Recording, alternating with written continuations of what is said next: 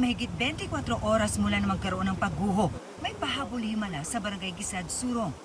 Isang asong natabunan ang natagpuang buhay pa.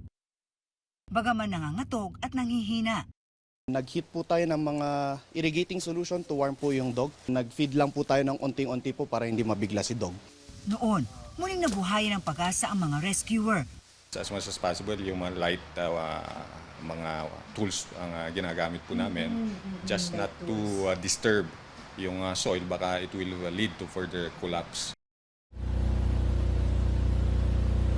1:03 sa madaling araw, muling may namataan. Pero wala ng buhay nang ma-recover ang isang 64 anyos na lolo. Natagpuang ding patay sa di kalayuan ang kanyang 8 anyos na apong si Elisha Grace, ang huli sa mga hinahanap na natabunan. Ang kapilya kung saan ibinurol ang 7 sa 10 nasawi na puno ng pagpalahaw ng mga nagluluksang kaanak.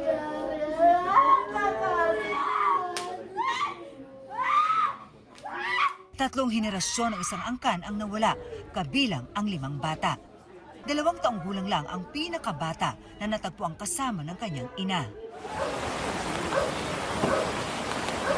Hindi naman nasayang ang pagpupursige ng rescuer, lalo't may 3 residenteng na-recover ng buhay sa trahedya.